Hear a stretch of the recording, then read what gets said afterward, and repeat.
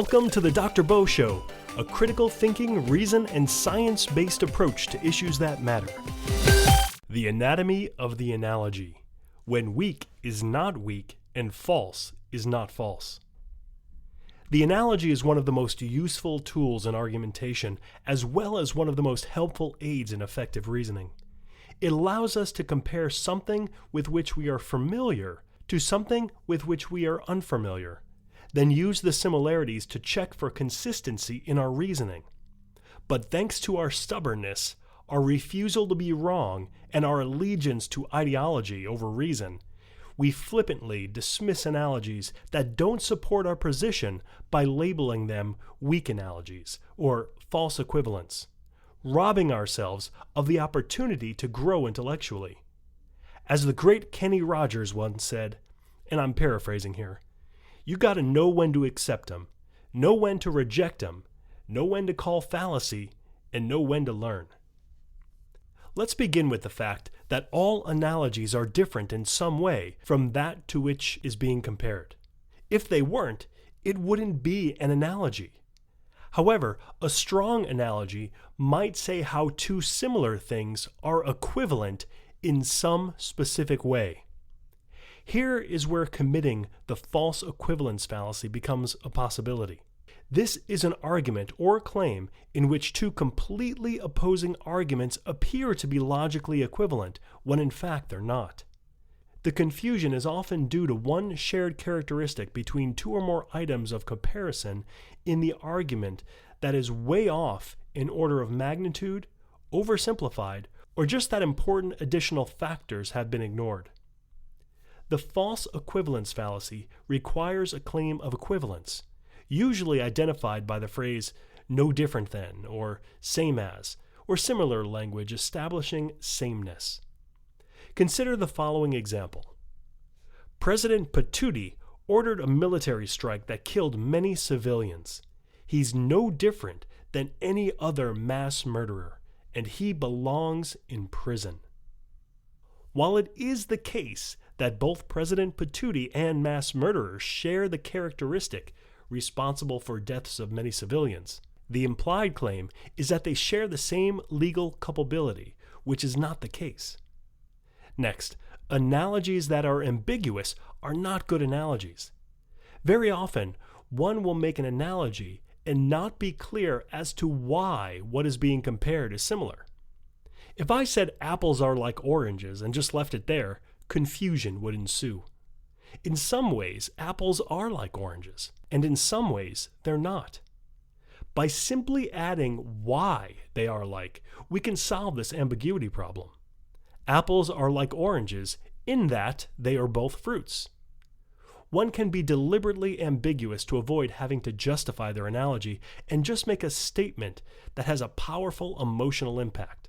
For example, a vote for Trump is like a vote to end democracy as we know it. Okay, but why is a vote for Trump like a vote to end democracy? By not providing a reason how the two are similar, we leave it up to the imaginations of the audience. This is wholly unhelpful because pro-Trump folks would simply disagree. This is like just stating a conclusion without providing any premises. If your goal is to get support from those who already agree with you, fine.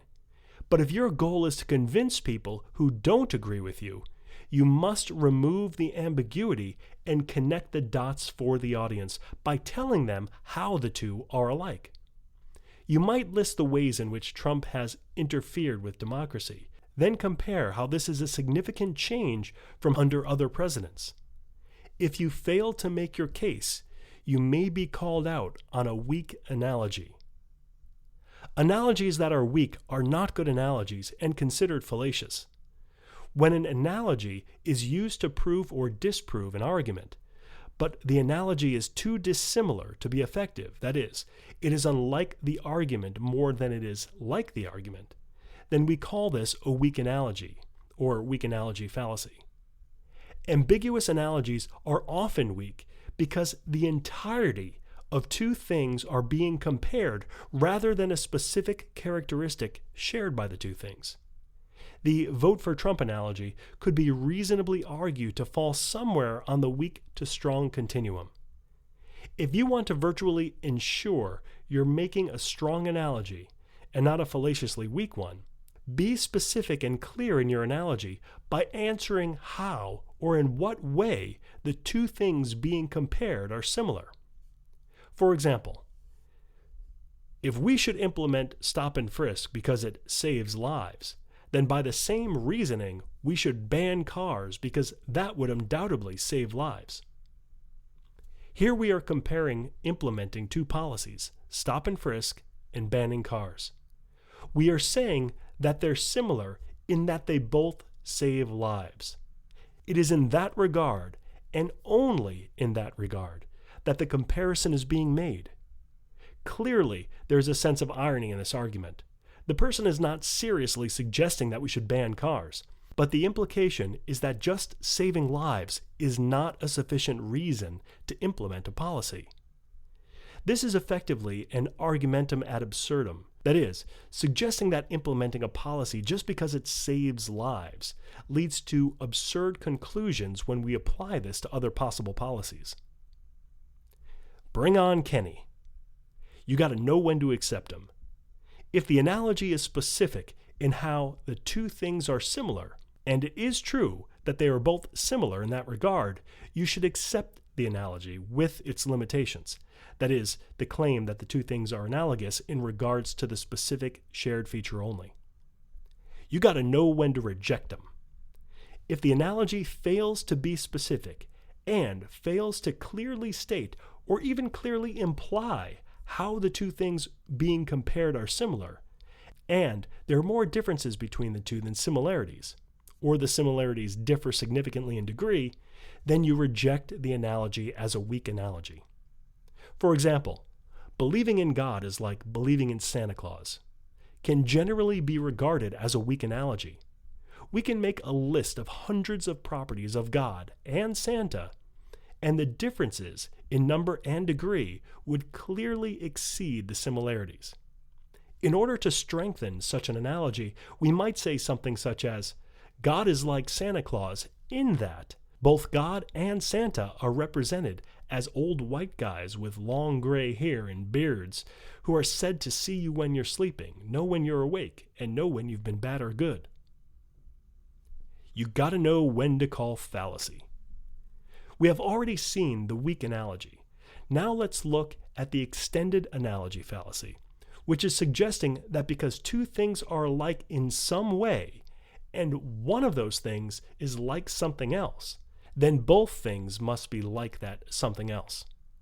For example, Hitler had a mustache. Your dad has a mustache. Therefore, your dad is a psychopathic dictator. While it is true that Hitler is like the person's dad in that they both have mustaches, concluding from that the dad must also be a psychopathic dictator is fallacious. You got to know when to learn. You should treat every analogy presented to you as a learning experience. Ask questions such as, how are these two things the same? How are these two things different? In the ways that they are the same, are they the same but in significantly different ways? For example, President Patootie may be responsible for the deaths of many innocent civilians, just like a psychopathic mass murderer, but the reasons behind the deaths are significantly different enough to make the claim of equivalence fallacious. Is the claim of similarity specified, or is it left ambiguous, therefore generic? Does the analogy work as a legitimate reductio ad absurdum that points out a flaw in your reasoning? Analogies are extremely useful tools that every critical thinker should have at their disposal. They can be quite persuasive, but they can also be quite deceptive. Use them, don't abuse them, and learn to spot when others are abusing them by considering analogies carefully before dismissing them as fallacious or simply accepting them because they are ideologically pleasing to you.